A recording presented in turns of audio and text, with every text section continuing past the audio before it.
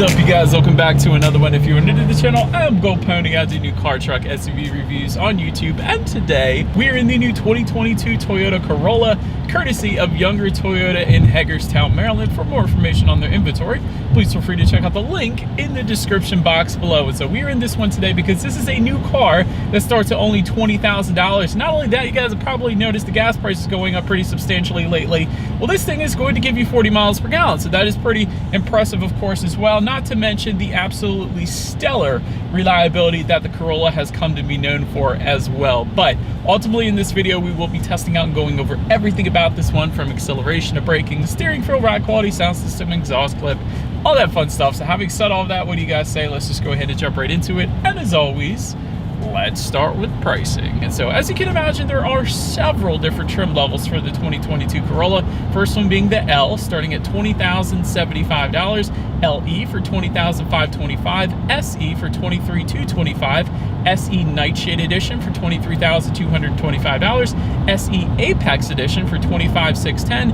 XLE for $24,475, XSE for $25,975, and lastly the XSE Apex Edition starting at $28,360. So as you can imagine, with all of these trim levels, there are a couple different power plants available for the new Corolla here. There are two of them to be exact. First one is going to belong to any of those trim levels with an L in it. And so that first power plant is going to be a 1.8 liter naturally aspirated inline 4-cylinder, putting out 139 horsepower at 6,100 RPM, 126 pound-feet of torque coming in at 3,900 RPM, power set to the front wheels through a CVT, 0 to 60 time coming in at approximately 7.9 seconds, with MPG numbers coming in at 30 in the city, 38 on the highway, taking regular unleaded fuel. And this is the edgy configuration actually that we do have here today. But so then you got the other option belonging to essentially all the other trim levels, and that one is a 2 liter naturally aspirated inline 4-cylinder, putting out 169 horsepower at 6,600 RPM, 151 pound-feet of torque coming in at 4,400 RPM, power sent to the front wheels through your choice of either a 6-speed manual or a CVT, 0 to 60 time for that one coming in at approximately 7.8 seconds, with MPG numbers coming in at 31 in the city, 38 on the highway, again taking regular unleaded fuel. But so before we do any kind of fun acceleration test here in our Corolla, I did want to mention to you guys there are drive modes for any of the trim levels that are an SE CVT or up, and that's going to adjust things like the shift points and the throttle response essentially. And also wanted to mention paddle shifters also for any trim level with an S in it. So if you wanted paddle shifters, go with the SE or the XSE or one of those essentially. But anyways, now having got all of that out of the way, what do you guys say? Let's go ahead and find it straight away. Let's put the acceleration here to the test first, and let's see how quickly we can get our new 2022 Toyota Corolla here up to speed. All right, guys, obviously it is super wet and raining today, so we'll see what kind of grip we get here, but 3, 2, 1. Actually not that bad. I didn't spin at the start, so that's good. CVT, you can tell. I kind of shifted like an automatic there. That was kind of cool, but this acceleration is okay, to be quite honest. It's not as bad as I thought it was going to be, and actually it's kind of quicker than a lot of other compact cars in this class as well, so I'll just put it that way. And again, when you combine that with the absolute stellar reliability, definitely not a bad option overall, but yeah, it'll certainly get the job done. You shouldn't have any issues emerging onto the highway with that. But anyways, to go along with that acceleration, as always, braking is equally important. And so up front, you will find 10.8-inch ventilated front discs. In the back, 10.2-inch solid rear discs. As far as that 60-0 stopping distance goes, that is going to come in at 129 feet, and it feels like it. It's definitely a softer braking feel. Typically, the braking statistic that you want is lower 120s, if not in the 1-teens. So 129 feet is definitely on the higher side of things. And again, it is a softer braking feel. So it's to be expected, I guess, at a car of this price range. I'll put it that way. Then touching on suspension and handling, up front, you're going to get an independent McPherson strut front suspension. In the back, independent multi-link rear suspension. And actually, if you were to go with that Apex Edition, you're going to get increased spring rates for a little better handling with that particular trim level as well. But overall, as far as ride quality goes, it's been perfectly fine, quite honestly. But Hagerstown has some really nice roads, but still, it's been perfectly fine for me. I'll put it that way. As far as steering feel goes, it's definitely on the looser side of things. So it's not as heavy as, let's say, a Nissan Sentra or something like that, or even a Honda Civic, but it'll get your job done. As far as cabin noise goes, it does tend to get quite noisy up at higher speeds, like 50+ miles per hour. I'm only going 30 right now, so it's not all that bad now, but higher speeds, you can get a decent amount of wind noise and road noise, so figured I'd mention that. And touching on visibility, that is absolutely excellent, perfectly fine, probably one of the best visibilities you can get in a compact car. But that pretty much rounds out the performance segment of this review, you guys. Let's go ahead and take a look at the exterior of our brand new 2022 Toyota Corolla. All right, so here she is, you guys, the new 2022 Toyota Corolla, finished in ruby flare pearl and completely covered in rain because it is pouring out today. So I got my umbrella, but anyways, let's go ahead and start up front. The front fascia is actually going to differ amongst the trim levels, or I should say, between the L trims and the S trims. S trims are going to give you a sportier design. We do have the LE trim level here today, to be specific, so that is currently what you guys are looking at right now. To the sides, LED headlights actually come standard across the board for every single trim level, so I definitely love that. They do actually come with the automatic feature, meaning when it starts to get dark at night, they will turn on automatically for you then. Automatic high beams also coming standard, even for the bottom trims. I absolutely love that. LED daytime running lights also coming standard as well. If you were to go with the SE trim level and up, you will get high grade LED headlights, so a little added illumination there. And then there is actually an adaptive front lighting system that is optional for $2,165. And by the way, that is optional for only the XLE and XSE trims. But what that essentially does is when you're going around a bend at night, the headlights are going to swivel based on the direction of your steering angle, better help illuminating what is around that bend, so you're less likely to hit a deer or a person or a bicyclist or whatever. So it's a safety feature in itself there. But that does pretty much round out the front end. I actually really like the front end on this one, but let's now go ahead and make our way to the side of the Corolla. All right, so but now since we are around to the side, black window surrounds do come standard. When it comes to the side mirrors, they are body colored power adjustable side mirrors for all trim levels with LED integrated turn signals for the SE trim level and up. Body colored door handles on all trims, but the nightshade, as you guys can imagine, the nightshade trim is obviously going to give you black door handles along with some other black accents as well, of course. Taking a look down then at the wheel setup, 15-inch steel wheels with covers coming with the L, 16-inch steel wheels with covers coming with the LE, that is of course what you guys are looking at right now, 16-inch alloys for the XLE, and then 18-inch alloys for all of the SE trims, and that includes the XSE of course as well. But that pretty much rounds out the side.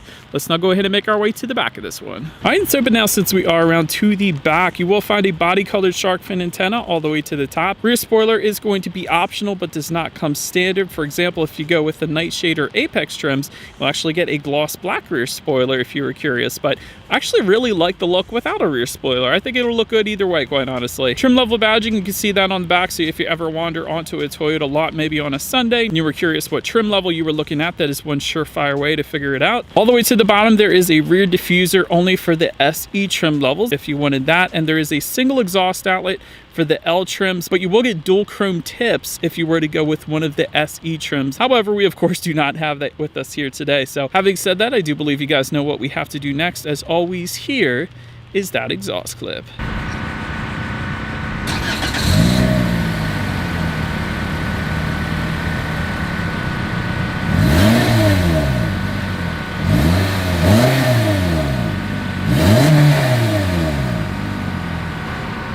So, but now since we are around to the back of the Corolla, when it comes to opening that rear trunk, there's a couple different ways to go ahead and do that. There's actually a button located on the driver's side floor. That is one way to pop the trunk. There is also a button on the key fob then as well. So once opened up, cargo capacity comes in at 13.1 cubic feet. If that was not enough space, there is a 60-40 split, meaning the rear seats do fold down for quite a bit of extra space then if you needed it. There is some cargo lighting, of course, back there, and then if you were to lift up underneath the cargo floor, you're actually going to find a spare tire, which I always prefer as opposed to the fix-a-flat. But now let's go ahead and make our way to the rear legroom. That is going to come in at 34.8 inches. So for reference, I'm an even 6 feet tall. This is me sitting behind my own driving position here. There is a rear center armrest with cup holders if you were to go with the LE trim level and up, so better reason to get this particular Corolla, I guess, that we are in today. There's a little bit of storage then for those rear passengers if they look forward then as well. No charging ports back there, no rear ventilation. They don't really need rear ventilation in the size of the Corolla anyways. Then make our way up to the front seats, manually adjustable cloth seats coming with the L and LE, premium sport fabric seats for the SE, Softex upholstery for the XLE and XSE. Those two trims are also going to get heated front seats then as well, and those two trims are also going going to get a power driver's seat with power lumbar. But having said that, even with our manually adjustable cloth seats, I gotta admit, the seats are pretty comfy still. Even without all the extra lumbar adjustments and everything else, seats were plenty comfortable for me in my short test drive here today. Then take a look at the steering wheel. It is tilt and telescoping. It will be leather wrapped if you were to go with the SE trim level and up. Otherwise, it will be wrapped in urethane like you guys are currently looking at there. So, but then making our way to the startup, let me start by showing you guys the key here. You do have your Toyota logo on the one side. Then when you flip it over, lock, unlock, and that button to pop the rear trunk like I was previously saying. It is a keyless entry with the push button start. If you go with the XLE or XSE trims, it is actually going to be optional then on the LE and SE, but we actually don't have that option today. So all I'm going to do is simply put my foot on the brake and turn the key. And so, but then once started up, tachometer is all the way to your left, speedometer is front and center, and then there is a relatively small digital display to the right to control what is on that digital display. There are steering wheel mounted controls found on the left side of the steering wheel. But as far as that goes, it gives you information like how many miles you have left until you hit empty, outside temperature. There's a digital speedometer if you wanted to display that, different safety features when you need your next oil change. The list goes on. Pretty much everything you could possibly want on a digital portion of the gauges. But then making our way to overall interior quality, there is a power moonroof that is going to come standard on the XLE and XSE trims, optional then on the SE. So we're not going to have it here on an LE trim level here today.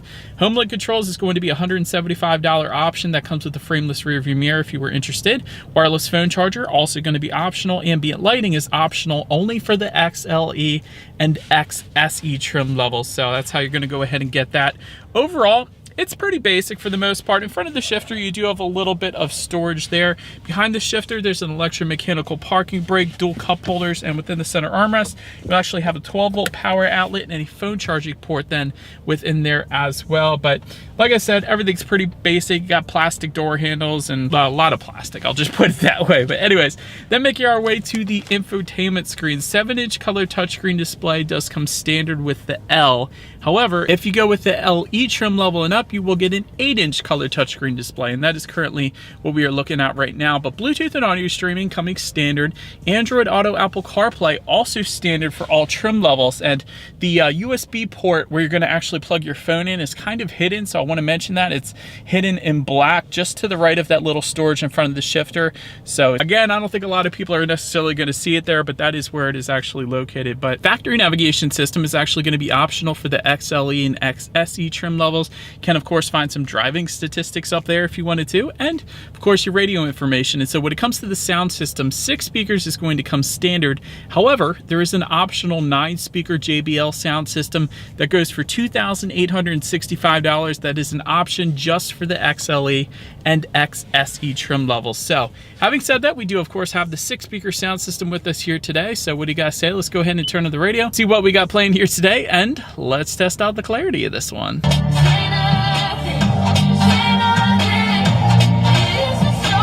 Okay, not a whole lot of bass. It's pretty much a standard 6-speaker sound system and what you probably would expect 6 speakers to sound like. So nothing crazy with that one. But last thing I want to mention to you guys on the infotainment screen at least is when you do put the Corolla in reverse, you will find a rear view camera taking up the entire screen, which isn't always the case, but which is always is going to lead us into safety. And so to start, IIHS top safety picks. That's certainly a good thing. Front side curtain airbags do come standard, driver's knee airbag as well, but also a passenger seat cushion airbag and rear side impact airbags. Those rear side impact airbags, it's actually an option on a lot of luxury manufacturers. It usually goes for a few $100s. So it's pretty cool they made it standard on all trim levels of the Corolla. In the back, you're gonna have latch, aka lower anchors and tethers for children for the rear car seats, rear child door locks, tire pressure monitoring system, but also coming standard, Toyota Safety Sense 2.0, which includes a pre-collision system with pedestrian detection, lane departure alert with steering assist, automatic high beams, road sign assist, lane tracing assist, and dynamic radar cruise control as well. Then if you were to go with the XLE or XSE, that is going to add to that a blind spot monitoring system with rear cross traffic alert. It's overall, when it comes to my final thoughts here of the new Corolla, great standard safety. The fact that a compact car gives you an IIHS top safety pick and comes standard with LED headlights pretty much says it all right there. excellent reliability. You really can't get any better when it comes to reliability than the Corolla and the Camry and basically all Toyotas for the most part. Good fuel economy as well. The only downside I could really see to the Corolla, quite honestly, is, you know, it's a little bit on the slower side, but even that I could put aside, but it's the transmission. The CVT transmission is kind of emotionless. I wish Toyota would have at least put an automatic transmission in this thing. I know the CVT is probably going to give you better MPGs, but it just takes all the emotion out of driving. But anyways, that is about it for this one, you guys. Thank you so much for watching. Feel free to follow me on social media at the bottom of the screen if you want to see what's coming next on the channel before it actually gets to YouTube. Be sure to hit the subscribe and the bell notification button if you're into new car reviews. That is what we do here on this channel after all. Do appreciate you guys watching more than you know, and I will see you guys all in the next video. Stay gold.